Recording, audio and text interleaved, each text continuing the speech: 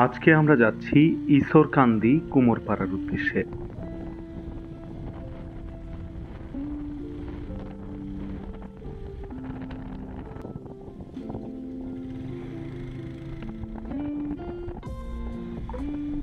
ঈশ্বরকান্দি গাজীপুর শহরে অবস্থিত একটি গ্রামীণ এলাকা। আমরা ঈশ্বরকান্দির কুমোরপাড়ার উদ্দেশ্যে যাচ্ছি। যেতে যেতে পথে সবুজ গাছপালা এবং ছোট ছোট জলাশয় দেখা যাচ্ছিল। গাজীপুরের সবুজায়ন আসলেই অত্যন্ত চমৎকার।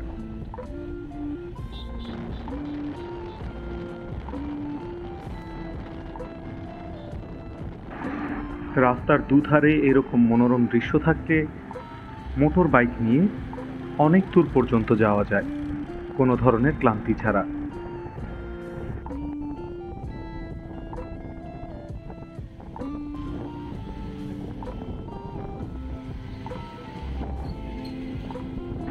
আমরা এই মুহূর্তে একটি নদীর তীরবর্তী এলাকায় চলে এসেছি। বর্ষাকালে এই এলাকাটি ডুবে যায়, অনেকটা বিলের মতো বলা চলে। নদী ছাড়াও তার আশেপাশের অনেকখানি এলাকা পানি চলে আসে।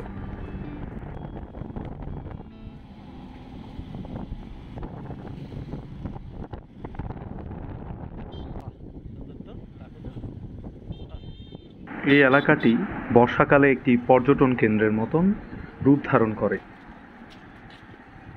স্পিড বোট, নৌকা সহ বিভিন্ন জলযান অবস্থান করে, যেখানে উঠে মানুষজন নদীর ভ্রমণের স্বাদ নেয়। এখন আমি মোটরসাইকেল থেকে নেমে পড়লাম এবং আশেপাশের দৃশ্য উপভোগ করার চেষ্টা করছি।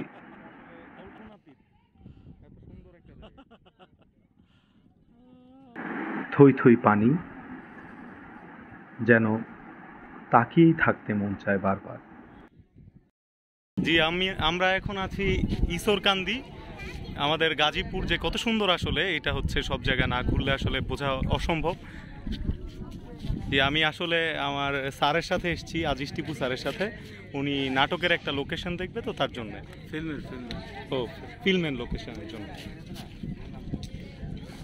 খুবই চমৎকার জায়গা আসলে। স্পিড বোট নৌকার দরদাম চলছে পর্যটকদের সাথে। আমাদেরকেও অনেকে প্রশ্ন করলো আমরা নৌকা বা স্পিড বোট ভাড়া নিতে চাই কিনা। আজকে সময়ের অভাবে আমরা নদী ভ্রমণ করতে পারলাম না। আরেকদিন অবশ্যই আমরা নদী ভ্রমণ করতে আসব। চারিদিকের পরিবেশটা আরও কিছুক্ষণ আমরা দাঁড়িয়ে দাঁড়িয়ে উপভোগ করি।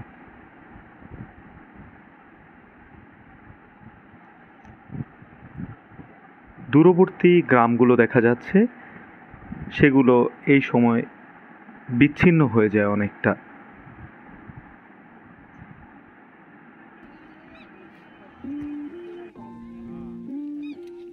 আবার মোটর বাইকে উঠে আমরা কুমারপাড়ার দিকে যাচ্ছি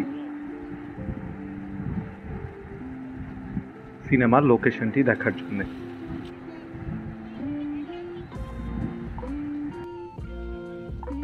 দুপাশে অনেক দোকানপাট হয়ে গেছে, অনেক মানুষের আনাগোনা।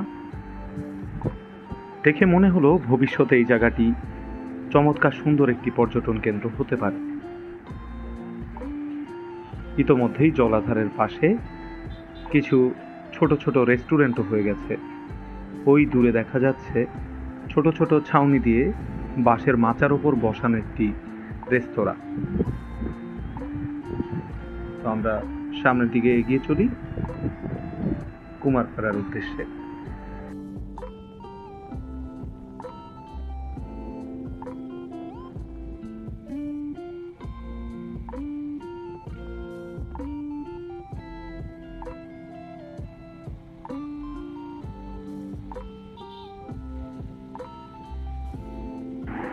যাওয়ার পথটি একটু ছোট এবং দুপাশে চমৎকার সবুজ ধান লাগানো,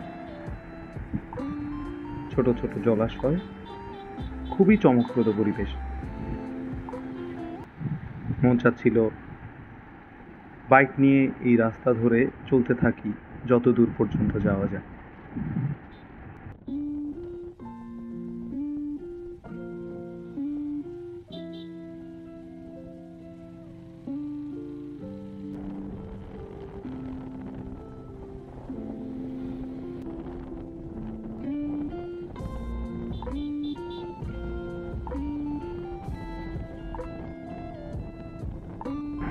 আমরা কুমারপাড়ার কাছাকাছি চলে এসেছি।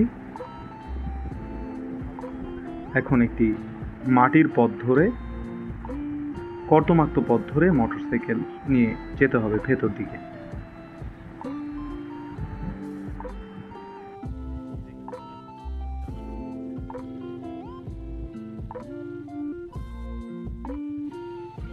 এগিয়ে চলছি সামনের দিকে। এ ধরনের পথে অনেকদিন পরে আসলাম, মাটির মেঠোপথের মতন। তো চলে আসলাম আমরা কুমারপাড়ায়। দেখা যাচ্ছে তাদের কর্মযজ্ঞ।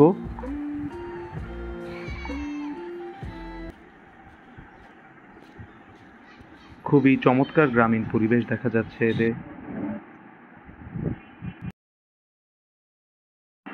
আমরা খুঁজে খুঁজে কাঙ্ক্ষিত লোকেশনটি পেয়ে গেলাম, যেটি সিনেমার জন্য বাছাই করা হয়েছে। তাছাড়া আমি আমার ব্লগের উদ্দেশ্যেও তাদের কর্মযজ্ঞটি ভিডিও করে নিচ্ছি।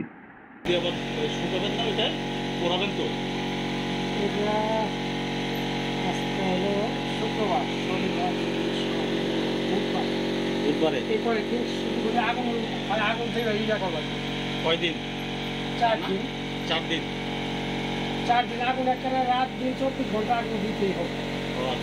ওরা নিবানো যাবে না। আগুন তো নিচে, তাই না? হ্যাঁ, ওই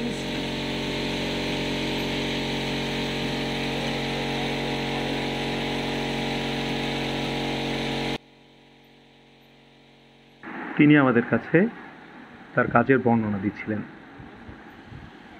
এগুলো বানানো শেষ হলে সে এগুলোকে খড়ের পালার মধ্যে দিয়ে 4 থেকে 5 দিন আগুনের তাপের মধ্যে রাখতে হবে বলে আমাদের জানাচ্ছিল। খুবই নিখুঁত তাদের কাজ। তারাই এ মাটির ইতিহাসগুলো ধরে রেখেছেন। এগুলো আসলে আমাদের গ্রামীণ ঐতিহ্যের অংশ। আমরা কুমারপাড়ায় চলে এসেছি, ইছরকান্দির। খুব চমৎকার অনেক কিছু দেখতে পাচ্ছি যা আগে কখনো দেখিনি।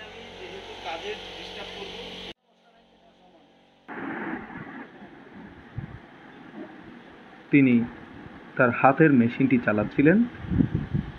এটি মূলত নিচে পা দিয়ে ঘোরাতে হয় এবং ওপরে মাটির জিনিসটাতে কাজ করতে হয়।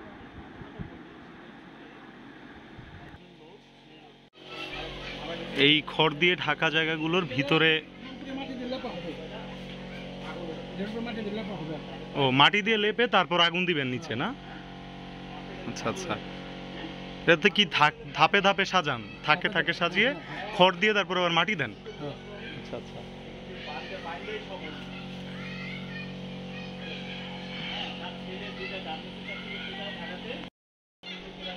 জি জি, আমরা কুমারপাড়ায় আছি।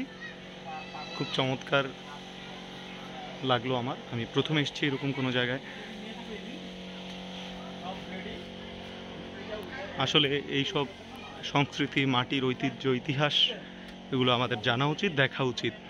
আমি মূলত আজকে এসেছি হচ্ছে আমার স্যারের একটি সিনেমার কাজের জন্য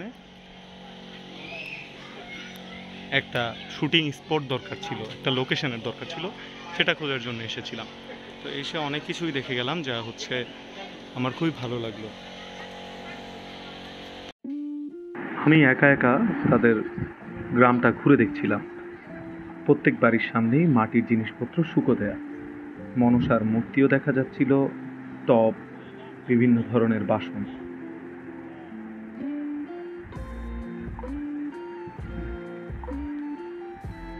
এগুলো বানানোর জন্য এখন একটু আধুনিক যন্ত্র ব্যবহার করা হয়। আগে বসে বসে চাকার মতন ঘোরাতে হতো। এটার থেকে যন্ত্রটা একটু আলাদা। এটাতে দাঁড়িয়ে দাঁড়িয়ে কাজ করা যায়, একটু সহজ বোধ হয় আগের থেকে। পা দিয়ে প্যাডেল দেওয়া হয় এবং উপরে কাজ করা হয়।